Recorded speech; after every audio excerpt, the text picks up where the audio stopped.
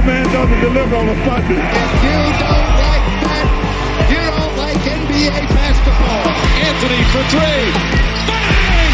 J.R. Smith! We just saw men fly. LeBron James with no regard for human life. Cleveland! This is for you!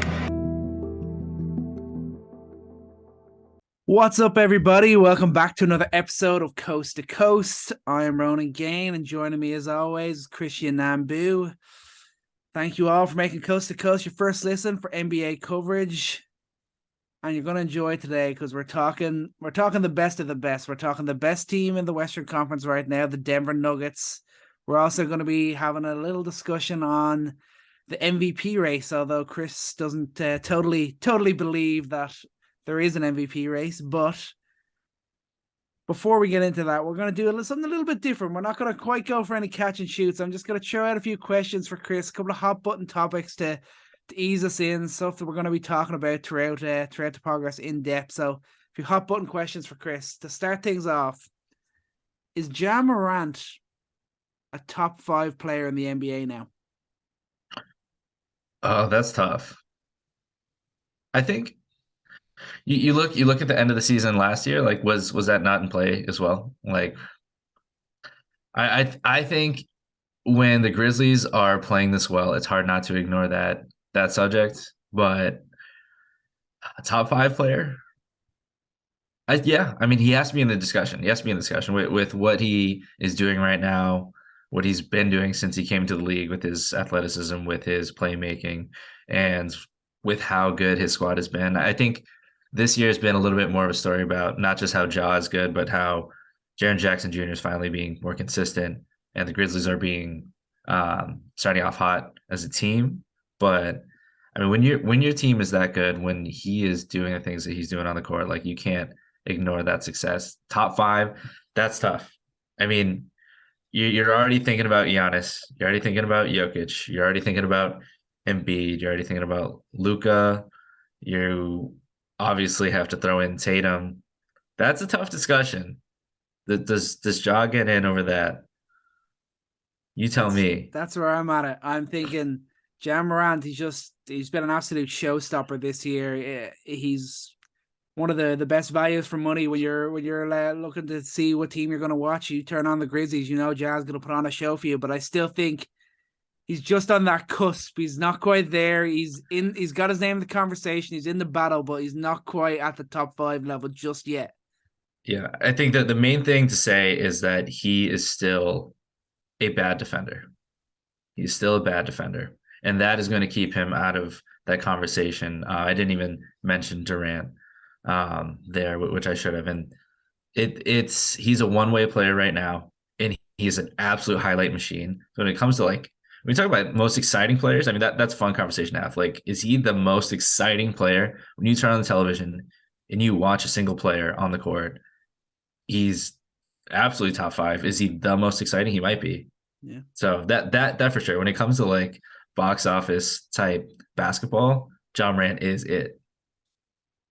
Yeah, for sure. Now here's maybe a little easier one for you. Is Nikola Jokic already the greatest Denver Nugget of all time? Yeah, he's the only Denver Nugget to win back-to-back MVPs. He's already named the best. He's basically the best second-round pick ever. First second-round pick to lowest ever to win MVP, and I believe the first second-round pick to ever win MVP, if I'm not mistaken. And passing English last night in total assists, and he's going to lead this team to more playoff recognition, more playoff success than they've had in not just recent memory, but I think in history. And I think that they're finally putting together, which I'm looking forward to talking to today. But I think without a doubt, Jokic is going to be the name that you think of when you talk about the Nuggets. Yeah, I think he's already done it. Just those back-to-back MVPs and what he does night after night, and especially this year. I've always been a guy who's not been totally committed on Jokic, as good as he is, but what he's doing this year is just, it's next level. It's kind of, he's taken the mantle. You think Nuggets, you think Jokic, and that's going to only get stronger from here on in. And the final point before we talk some Denver Nuggets. Is Joel Embiid the best scorer in the NBA? Is Joel Embiid the best scorer in the NBA? Over Kevin Durant? Over Kevin Durant? No. Kevin Durant is the best scorer in the NBA. You don't say best scorer in the NBA and don't say Kevin Durant. You can't say anything but Kevin Durant is only second to DeMar DeRozan in mid-range scoring just because he actually takes three-pointers. Otherwise, I mean, he's basically there with DeMar DeRozan. He's still the most unguardable player on the court in the mid-post.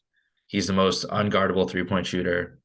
He's the most skilled big man in the league. Like the list goes on and on. I think Embiid, I mean, when you compare those two guys, like what they do to a defense, it is different. Like Embiid is an absolute menace when it comes to you forcing doubles, when it comes to imposing physicality, and then using his skill at the nail to take pull-up jumpers and really confuse defenses how to cover him. But I think when it comes to pure like dominance, like you cannot stop a guy, it's still Kevin Durant. He's still got that title. And I feel like he's had it for the past 5, 6, 7 years. He's still the best offensive player in the league. Yeah, I think that's fair. I think I wanna start to look more towards Embiid for what he's done. Obviously, he was scoring champ last year. He's looking to lead the way again this year. But I think the point you make, it's tough to argue that KD is still not the dude that everyone else has to try and match up to. I think I'll have to give you the win in that argument there. Yeah, I'll give you the simplest question is like if you have the game on the line and you have just enough time to get the ball to one guy in the entire NBA to make a shot to win the game, who is it? You're not gonna like my answer because I would say my guy. I'll always say it's LeBron James, but I would always say it is. I'll always believe that he'll make the shot for me. But to what the point you want to make is, yes, you would say Kevin Durant. You're right. The shot, not the pass, not the smart play. I'm not saying the shot. Yeah, he might not be the greatest shooter ever, but in any moment, I'd still have the ball in his hands. That's all I'm saying. But yeah, but for your point, I think you're all right. You would give it to Kevin Durant. And I think actually, and we'll get into it this episode, but I think the answer also could be right now, just based on clutch stats, Jokic. I mean, Jokic is absolutely crushing it this year in clutch stats. But what other confounding questions do you have for me? No more. That's it. We'll get into more in-depth stuff. And great transition. Great transition straight into the Denver Nuggets. They're the best team in the Western Conference right now. They are 32-13. They are second in offensive rating. They're sixth in points per game. They're leading the league in field goal percentage and 3-point percentage. What is the major difference, do you think, from this team last year with MVP Jokic compared to this year, where they were kind of floundering around the middle of the pack in the West last year, but now they're right up there at the top? What's the difference for you? I think the easy answer, first off, is health. They have Murray, they have MPJ, and Michael Porter Jr. he's not taken the step forward defensively that you've wanted him to. And he hasn't necessarily taken a step forward scoring on ball like you wanted him to. But I think the best case scenario here is that he's played a solid amount. He's not shied away from minutes. And I mean, he's been pretty darn efficient.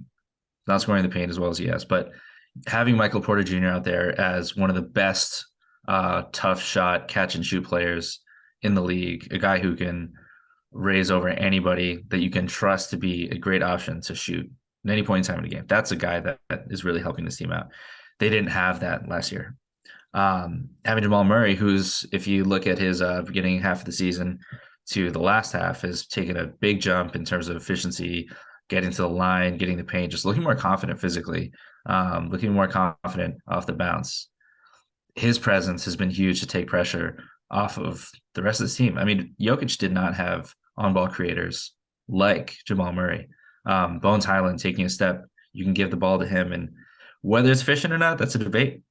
And that's a process. I think it's been great that they've been able to weave in Bones Highland to allow him to experiment and allow him to be himself. I mean, he is like the quintessential street baller and that kind of style that he brings to the team. But that is the kind of guy that coming off the bench does a lot, and empowering him as a young player has been huge for them. But not just having all these guys who can score the ball and on the offensive end, add more than just forcing everything through Jokic, which, for all intents and purposes, always goes great. That's why they're a top 5 team. It's the defense. Defense has not been bad, and we'll probably debate that today. But I think the defense, just speaking on it generally, has definitely improved. They've had better moments defensively. They've improved from the first half to the second, and Aaron Gordon is having a Wiggins-esque all-star push here. Maybe not a pure all-star push like you would traditionally say, but if we're going to apply the same sort of moniker that we did to Wiggins last year to allow him to get to an all-star game, I think Aaron Gordon should definitely get that same sort of recognition for what he's done for this team. Yeah, I think he's been a real interesting piece. He was one of the guys that was there all last year, but he flattered to deceive, because I think you can't expect him to be doing what like Jamal and MPJ do, but what you can expect him to be is a really solid scorer and a really solid two-way player on a competitive team, and that's what we're seeing this year. And he's looking like kind of that little bit that gives them that little bit of an edge that any competitive team needs, but also it's kind of gotten back into the kind of the perfect situation for Aaron Gordon. There's no major expectations on him. You just got to go out there and play his game, and that's working well for him, and it's working well for Denver. Yeah, and he really is. If you pulled him off the court, if you got injured today, their defense would plummet. I mean, they would be nowhere. I mean, he's always taking the hardest assignment, and he's relied on to not just do that, but like when they're zoning up, they're playing so many different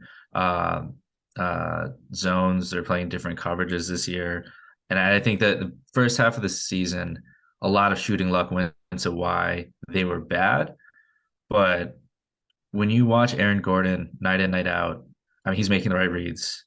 He's communicating out there, and he's become the heart and soul of their defense. And they're not the most impressive defensive team, but when you look at if we just jump into defense right now, since we're talking Aaron Gordon, I think you can't talk Aaron Gordon without talking Denver's defense. I mean, they're improving. Like right now, as of the weekend, they're allowing only 112 points per 100 possessions. That's 7th best in the NBA.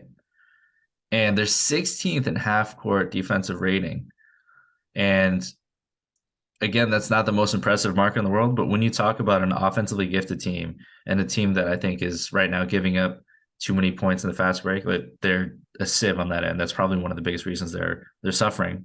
And I think that's a regular season problem that won't show up in the postseason. They are one of the better three-point defending teams in the league. They've gotten a lot better. They have the personnel to close out. I think having KCP and Brown on this team has been fantastic additions to really help them work on that perimeter defense. But that's just something that's coming along. Like if you looked at them in just the past half of the season, not the first half, they've been hovering around a top 10 defense. They've been much better. And that is not something you could have said at all last year. Yeah, I mean, that was a major issue for them, because we know Jokic is not the greatest defender in the world, but you could always know you could build a good defensive team around him where he could slot in and wouldn't be a liability or anything like that. But they didn't make any major additions. They always had Aaron Gordon. They always knew he was going to be a really important mark for the defense. But KCP and Bruce Brown are two guys that low-key additions, but two guys that are the type of players that are always going to be underrated on the very best teams in the league. They're in their DNA. They're going to be those two guys that they'll just step up at those little plays. They'll make that little bit of difference to help the stars really take over and be in position to deliver the top prizes in basketball. Yeah, Bruce Brown is like probably one of my favorite like role players in the NBA. Straight up, like he on defense, he is so good at reading the next rotation. He's so good at being a help defender and then getting back on his guy, and he just flies around the court. He's not, you can tell he's not necessarily the smartest defender. He's not like out thinking defenses, but he's constantly out hustling defenses. And he's in the right position most of the time, and he just runs the floor like a madman. And that's why this is like the most perfect pairing to have him on this team. And you have him alongside Jokic, who looks like Peyton Manning out there, just like throwing deep bombs whenever whoever's down the court. And Bruce Brown is always down the court, and that puts so much pressure on opposing teams. And opposing teams can't try and get on the offense boards. And number one, because Jokic is there, but their guards really get out into the break. I mean, that's why they're the best rebounding team in basketball.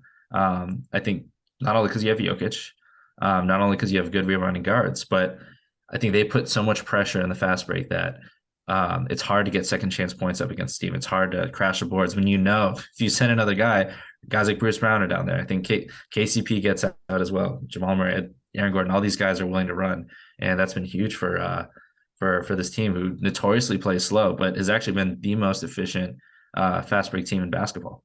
It's been fascinating to see. Yeah, that's I didn't actually know that. That's very interesting, but it also makes sense when you got a guy like Jokic who can just pass the ball and guys willing runners. It adds up when you hear it, but it's an impressive stat. It's great to see that they've made these additions and they're already coming to fruition. They're already making that difference for this team. But let's talk Jamal Murray. He's kind of the big piece. He was the number 2 guy. Bubble Jamal Murray. We all think back to that, the 50-point games, the battles with Utah. Then he gets that bad injury, and you're thinking, is he going to be able to come back and get to that level? And with every game he plays, he's slowly getting back to that mark. I mean, he's that 19-4-5 at the moment. And you're thinking somewhere around that mark is his sweet spot for his career, because he's going to be playing alongside Jokic.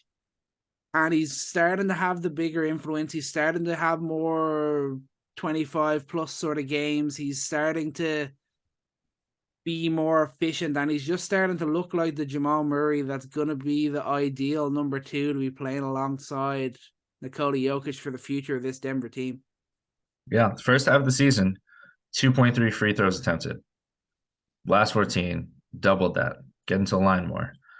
43% from the field in the first half, 45% in the second, 35.5% from 3, 42.7% from 3 in the second half. 16.5 points, 19.9 points in the second half. You see the clear pattern is he's getting more aggressive. He's feeling more confident getting to the rim. And, we saw this, like, for instance, with Zach LaVine. Zach LaVine looked really rusty. He didn't look confident. He didn't look like he had nearly as much jump. And I think it's with all these injured guys, you see this, that it's not just the fact that they are healthy, like they're physically cleared to play. Like, it takes time to really get confident in your body and be able to trust that if you go up, you're going to be able to land right. If you are really taking on contact, that you're going to be able to absorb that. And that's something that, especially for Murray, he's been out so much longer. He's going to continue to adjust, and he's going to continue to get better. But as a number 2, I think, honestly, you look at the entire league, who has a better 2-man game when you think about Jokic and Murray? I mean, it reminds me kind of a, you could argue Draymond and Steph. I think a lot of that comes from mostly Steph. I mean, Draymond's so smart to know how to get Steph into the right position. But the way that Murray and Jokic synergize together, the way that Murray knows how to get him in the right position to get a switch, that he knows how to cut off of his handoffs perfectly, that he knows how to play with him in the pick and roll. Like, they synergize so well. And it's not just about like Murray scoring all the time. It's about getting the offensive position too. Because like, if you get Jokic going in the right spots, you get him in the right switch, then everything starts humming. And that's not something Jokic had last year. I mean, Jokic had to create from nothing, but guys like Murray can create advantages for Jokic to make things easy. And I think so many games you see this season is a lot of buckets that the Nuggets get. And the reason why they're so good offensively is that they're easy looks. They get easy looks at the basket. They get easy open threes, and they're able to generate this pretty evenly. And there's not a lot of hard work that goes into it. Murray doesn't have to be this crazy superstar. And maybe we'll see that in the postseason. But so far, it's been a really good process to see that this is building slowly and it's building the right way.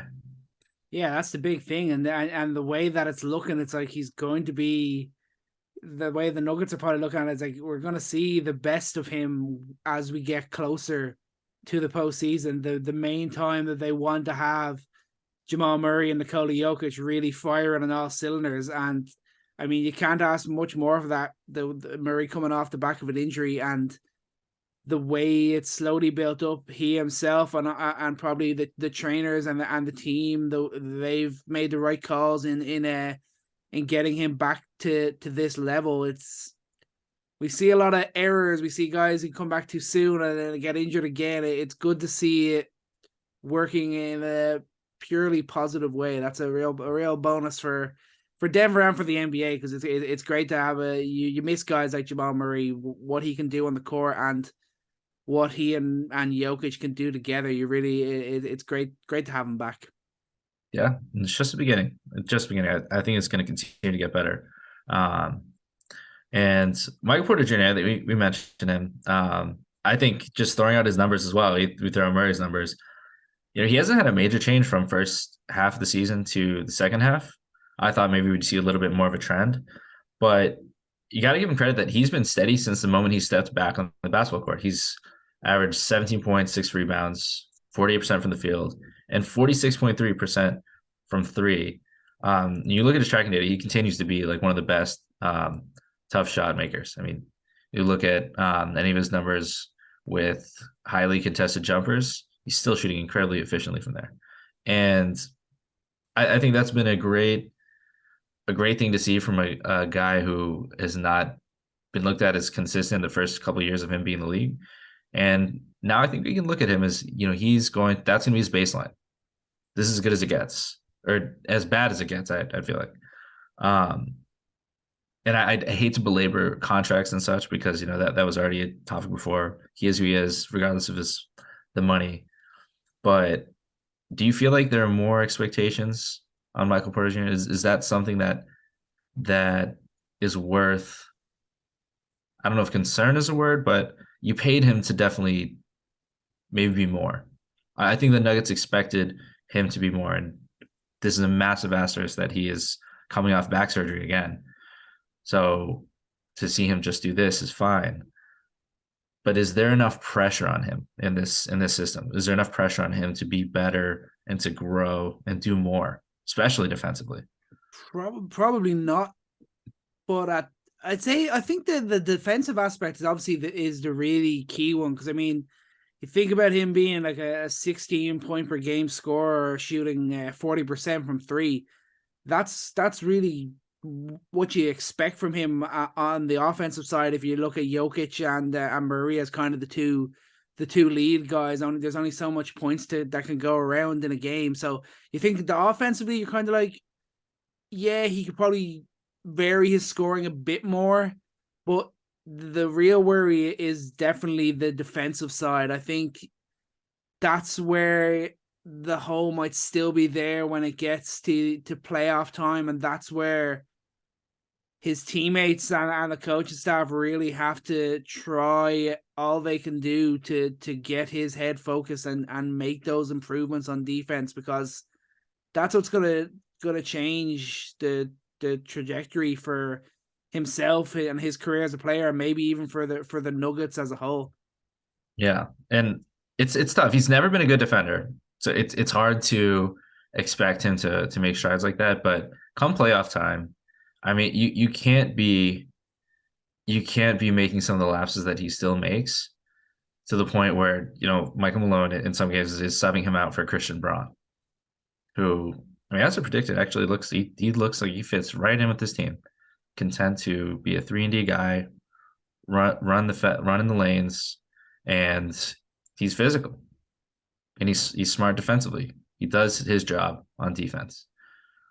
Like, there's gonna be offensive opportunities for anyone on this team. Anyone's gonna be able to score around Jokic, but I think that's the biggest expectation I have for Michael Porter Jr. is for him to clean that up and to mature on that end of the floor this second half of the season. That's going to be a big expectation because they're at the top of the West. They're at the top of the West and not playing their best basketball yet, I don't think. And that's going to be a major way for them to really feel like true contenders is if their defense can get even better. And that's going to come down to having one of their starters, hopefully, that he's going to be starting in the playoffs. To have that shooting next to Jokic would be very important. But their shortcomings comes down to the turnovers. It comes down to the bad shots. It comes down to the poor defense. And if you can clean that up, I mean, that's such a little thing, but if you can clean that up, that has such a massive impact for the rest of this team. Yeah, and it's ginormous because it's not like we're asking. It's not like the question is, oh, you have to be the best defender on this team. You have to be the guy that leads this entire defense. It's almost as little as saying you just can't be the liability on the defensive end. You can't be the guy that gets targeted all the time. You can't be the guy that has these consistent lapses. It's not all that much to ask for a guy that's getting paid a lot of money and there's big expectations on, and I think he has big expectations for himself as well. Yeah. Anyone else on the team has been interesting for you? I mean, Bones Highlands is the other one. I mean, he had a few flashes last year, but it's good to see him doing it pretty consistently in terms of scoring. He's averaging 13 and 3 off the bench, shooting about 40% from 3 as well, which is a great plus. He obviously, on the whole, his scoring is rather inefficient, but I think that's to be expected with his age. But to get that level of production from him off the bench and basically alongside Bruce Brown as well, obviously he's had a few more starts, but he's kind of scoring off the bench too. It's a great little 1-2 punch that they can bring off the bench and they can play more consistent minutes. Yeah, it's nice to have him out there. Especially when you don't have Jamal Murray. Like I said, he brings in that creativity, and it's fun to have a guy like that. He has a similar vibe to like Will Barton and that creativity he has, the way that Will Barton played, the way like a street ball, just straight street ball. And it was funny. If you're interested, go watch JJ Redick's podcast that he did with Bones Highland talking about that YouTube video that made him famous originally as a street baller. And it's fun. He's a fun player, man. He's a fun player. If he doesn't work out here, I mean, he's got that same sort of style you see with like Tyrese Maxey, Manuel Quickley. There's always a place for guys like that. Yeah, I mean, with a name like Bones, you kind of have to be a street ball. You have to be a fun guy and one to really set up the highlight reels, if not be the lead star in a team. So, I mean, where else there's only one other place to go with Denver team. We barely even discussed them as of yet, but Nikola Jokic, like, oh my God, he just gets better almost every game. He's really starting to look like the best player in basketball every night he's on the floor, and really starting to look like the lead contender when it comes to MVP, and he'd be winning a third in a row. Let's remember, Michael Jordan never did that. LeBron James never did that. This would be an unbelievable achievement, and while he isn't averaging the same points per game that he did in the previous 2 years, he's still at 25, 11, and 10. He's basically averaging a 25-point triple-double as a center. That's Wilt. Those are Wilt numbers. And also 67, 37, 82 splits for a center to be doing that. That's unbelievable. 14 triple-doubles. This guy he's absolutely outrageous, and right now he's just over everyone. He's the man looking down at everyone else thinking, I am the best player in basketball. So only Russell, Bird, and Wilt won 3 straight MVPs. And I don't think that's a bad benchmark. I mean, that's not a ridiculous benchmark. I mean, when you put Jokic in perspective with these players, I believe he's at that level. I mean, you look at how he dominates every game. I believe that night in, night out, no matter what the matchup is, Jokic is the most problematic player to face. the most problematic player to face. He's the most unguardable player in terms of what he does to a defense. And I think that he's contributed the most to team success in the NBA. The defense has fallen off a bit from last year, I will admit. But when you look at how good the Nuggets offense has been this year, when you look at how successful they've been as a whole as a team, I think it's a great kind of a contrast from last year where the biggest debate was, okay, well, Jokic he has nobody. So like you look at the Delta, like he's got to be the MVP because they're good and the rest of the team is bad. It's because of Jokic. But you put reasonable players, you put good players around Jokic, and they're the second best team in basketball right now. And that also plays into the fact that he's the most clutch player in the NBA right now as well. And that Denver Nuggets are 12-5 in clutch games with Jokic, and they're outscoring opponents by 68 minutes or 68 points in that period. He has 20 assists to 4 turnovers. And he himself is just an absolute engine in the end of the game, whether it's throughout the season or in the most stressful games when you just need to have someone control the game. Like he's that guy. And compare him to anyone else right now, I think he's had a better year than Giannis. I think he's had a more consistent year than Embiid. I think it's tough for Durant because Durant's injured right now, but that's probably the toughest discussion for me is Durant is not hurt. It's tough to compare those two because Durant was doing crazy things defensively as well. But I don't know. I can't make I don't want to think about the 3 in a row because it's not about if he's winning 3 in a row. It's about the fact that, who is the best player this year, who's contributing the most to a successful team this season, not last season, not the season before that. And I think it's still Jokic.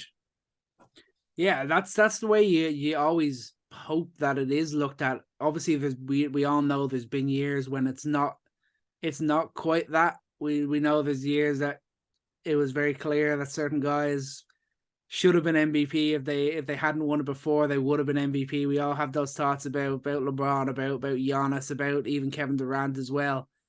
But this year, it feels different. It feels like I came into it thinking the 3 in a row just can't happen because the 3 in a row just doesn't happen. But the way he's playing, the fact that he's almost doing it that little bit differently. He's having the more team success. He's averaging even more assists than usual. He's still got really, really good scoring. He's still got really good efficiency, but he's doing those extra little bits to make it like you have to give me the MVP because I am the best player, and it's showing on the floor. I mean, Denver, they've won 9 of 10. They've 8 straight. They've won 15 straight at home. They're absolutely unbelievable, and it's Jokic. That's what you said. The impact on winning. Jokic is everything for this Denver Nuggets team. Where they'd be without him, compare that to other teams. You think like the 76ers, obviously they would be nowhere near as good without Embiid, but you think they'd be a little bit better off than Denver would be without Jokic. The same with like Ja Morant in Memphis, with Tatum in Boston. There's the little differences that would make, but he is definitely the big X factor for the team, and he's oh man, I just can't say it. It's got to be number 3. He's got to be the next guy to do it.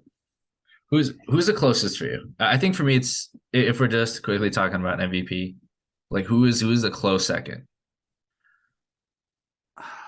I mean, there's the list is fairly big if you really want to go into it. I think it's got to be Tatum.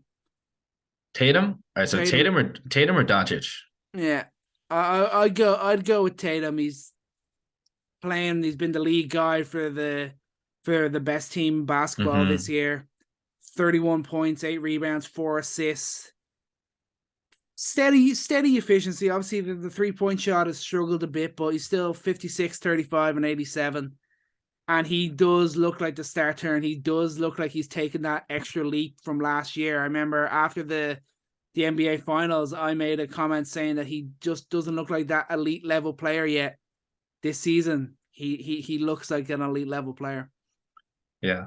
So that's an interesting thing. I think that when I'm comparing him and Luka, this is the same thing that we did last year, just compare these two guys, is their control of the basketball game and versus the defense. And obviously Tatum is, he's a stopper.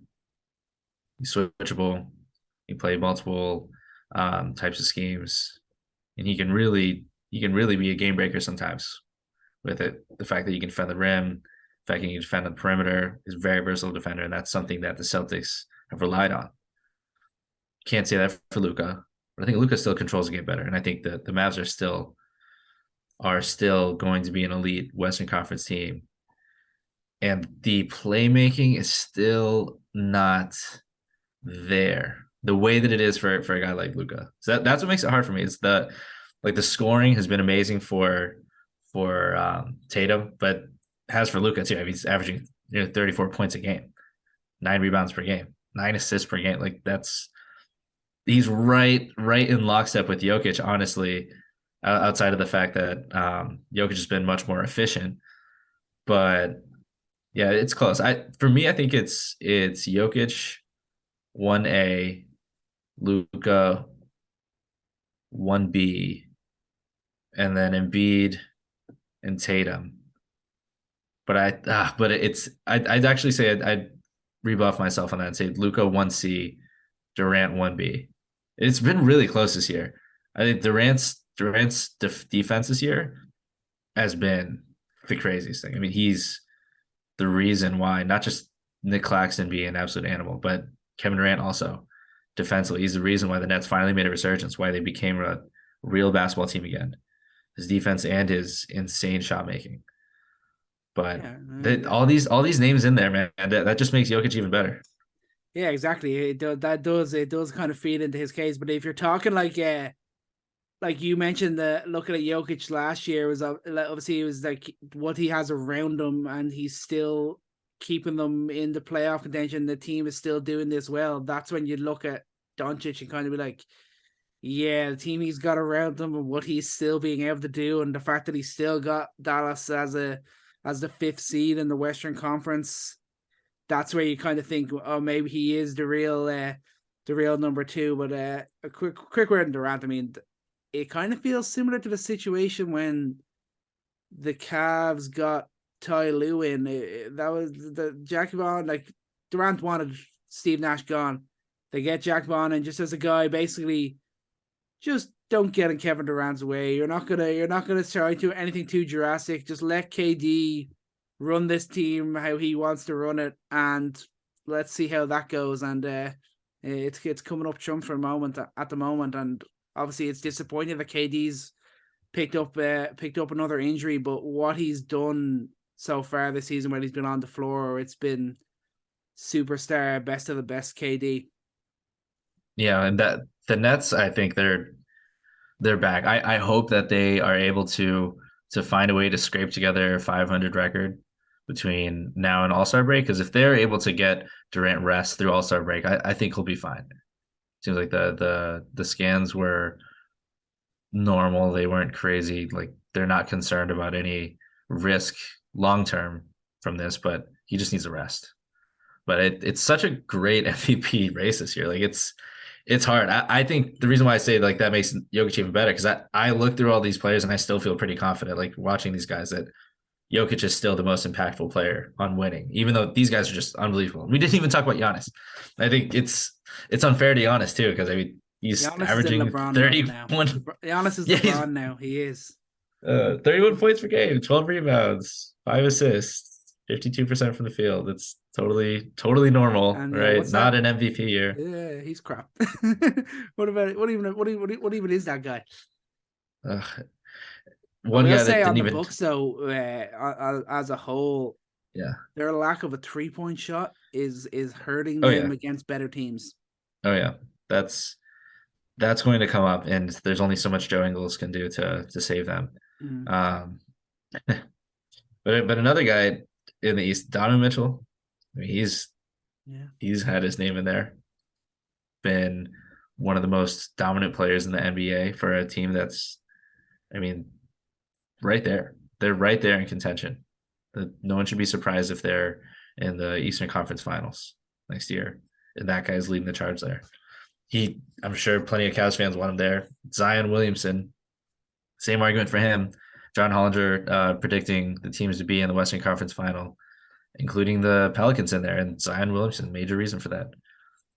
That's a guy who also has his name shouted out. Like this year, there's a lot of legitimate MVPs that a lot of fan bases are going to be very annoyed with whoever gets picked by the end of the season. But I think maybe our little bit of Nuggets bias now, since this is all about Nuggets today, we feel pretty good about Jokic. But I get it. A lot of teams are going to feel pretty confident that their guy is the guy. Yeah, absolutely. I think, yeah. So who's your pick then? Who is your pick outside of Jokic right now? Who do you think is leading the MVP race, or even leading the second place race at the moment? I'd say. If Durant misses time all the way through All-Star break, I'd say it has to be Luka. I mean, Luka's putting in just an insane numbers. He's putting up James Harden numbers right now, and the Mavs are still in the thick of it.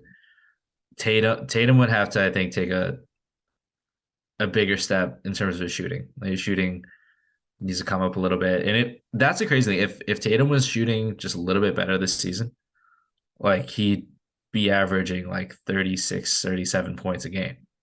Like he's a little bit down this year, and that's probably nature of having the ball in his hands a little bit more. But I feel like just a touch shy. Yeah, I know I originally went with Tatum, but I think the more we've discussed it, I think you're probably right there, thinking more so Luka as the league guy. Even just the voices around the NBA would have Luka in that position as the number two to Jokic at the moment. Not going to be Embiid's year to go three in a row as number two in the MVP race, although he is having another really, really good year, and the 76ers are still right around there. They kind of go quietly. It feels like every time I watch them, they lose, but they always seem to be right up there in terms of the Eastern Conference. I mean, they're third there at the moment, and obviously Embiid is a big part of that. He's scored 30 plus in 24 of his 33 games. He's still one of the most dominant scorers. I think he's just behind Luka with 33.6 points per game. He's just right there behind Luka Doncic. So, I mean, he's gonna be talked about in the same voice, but I don't think he's gonna have the push that he has had in the last couple of years. But scoring title, I think he could definitely do that again. Yeah, I definitely want to. Maybe we should take the chance to talk about 76ers and Bucks and what's not gone as well for them as it should have, even though they're both sitting, pretty comfortable right now in the East. But yeah, the 76ers have just not felt convincing this season. They've needed to feel convincing. It's not happened. But yeah, I think at the end of the day, I look at all these crazy names, and I'm still feeling pretty confident about Jokic. Denver's feeling confident about Jokic, and they're going to continue to be, I think, the best team in the West. This is not on the backs of any crazy things. I think one thing you might say is kind of the strength of their recent schedule. They've played a few flimsy teams here and there, but they've been convincing in all their wins, and they've been good in the clutch. And Jokic looks like an MVP. I think the Nuggets are in a good spot for the rest of the way through the whole season. Yeah, I think I'd have to agree. I think those are important stats. You got an MVP type player in Jokic. You've got your team winning comfortably in games that you're supposed to win, and you got your team stepping up in the clutch. Those are all three really important factors when you think of the best teams and future playoff success. So yeah, Denver fans, you should be feeling good right now, and you'll keep riding this wave throughout this season. But I think that's going to do it for today's episode. My thanks to Chris for joining me. I am Ronan Gaine, and thank you all so much for listening. We really appreciate you going through with us. We kind of go off on tangents and we talk a little bit too much about things that maybe people don't care about, but we think it's important to get I'm sure everybody cares about this. Out there. Oh yeah, everyone cares about Jokic and Denver. But if you like what you're hearing, make sure to like, subscribe, follow wherever you get your podcasts or on all social media channels. We are everywhere at Coast to Coast NBA. And remember, take every shot and love every moment. Peace. And a reminder, I walked 2 miles through the rain to record this podcast. So please like, subscribe, do all the above, please. Thank you. Good night.